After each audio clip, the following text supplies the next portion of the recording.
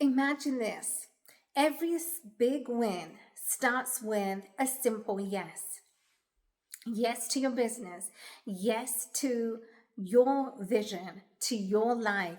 Yes to sharing your story. Yes to showing up and inviting audience into your vision. Now, when you are building your brand, you don't want to lead in straight away with the final commitment. You want to have a series, a string of yeses, and you want to have 3 yeses for your customers to buy the product. So the more you can get them to say yes, yes, yes, psychologically, this is going to put an imprint on their mind to purchase your product, to purchase your service. So when you can identify as to how you are framing your questions, if they're not saying yes, what can you do? How can you ask them so you get a yes? That is the simple step you can do when building a brand. Because when it comes to building a brand, it comes down to the consistency. When you are consistent in how you show up, you're consistent in your message, your messaging across all social platforms, you are consistent in who you say you are.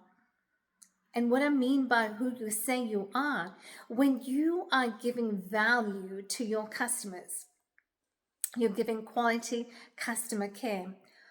When you say to your customers, I will deliver this product, I will deliver this service, and you don't deliver on your promise, your value promise, your brand gets tarnished. Because when you are not keeping true to your word, when you don't say what you do that you will do, but you don't do that, your brand automatically gets tarnished, and now your investors, your collaborators, your customers do not want to buy, they do not want to invest in you.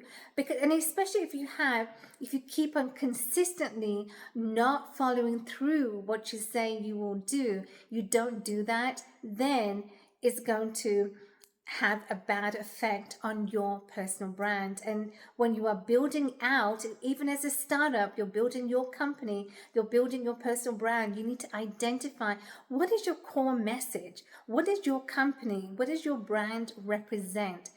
And I talk about a company's brand and an individual personal brand. The focus, the differentiation lies in the focus and the representation. So what does your company represent? Who do you represent? What do you represent? You need to signify, you need to identify as to what you represent. And when you can identify these questions, then you are on your way to building a confident personal brand. Now, let's take a look at the brands we know today. The high-end boutique stores, Chanel, Versace, Gucci, what do they all have in common? Why do we lean into going to those stores? Why? It's because of their message. They have the message clearly identified. They know what they are, who they are, what they stand for. Who they are is the person behind the company. So if it's Tommy Hilfiger, we know when we go into Tommy Hilfiger, is Tommy Hilfiger the person behind the company? Why we lean into those companies? Because they have the message right, and the individual behind the company, they know they are intact. They do exactly what they say. They follow through with their customers. They give value to their customers, and they provide, they over deliver on their promise. And this is what keeps those CEOs intact in the eyes of the customers and in the eyes of the investors. When you have identified your core message is how your company is represented in the market. And you always want to get feedback. There's no harm in asking for feedbacks from your team members, from your customers, as to what they think about the product, how you can improve on your product or your services. Because when you can get feedback, feedback is also equally important, because it's how you can improve. And whether it's a negative feedback or a positive, is feedback, and feedback is how we grow. So the growth of the company truly depends on how do we respond to the feedbacks that we are getting, and how do we respond. And I want to share with you, when I started, when I opened my fitness studio, clients, they gave reviews, and they were negative.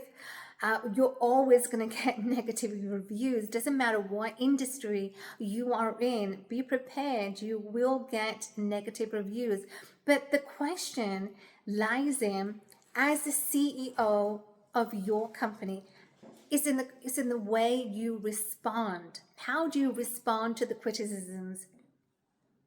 This is how you are going to keep your brand tarnished. This is how you're going to keep your brand alive, because you are true to who you say you are. You are true to your word. You are true to your bond, because your word is your bond, and you are true to what you say you will do. You follow that through.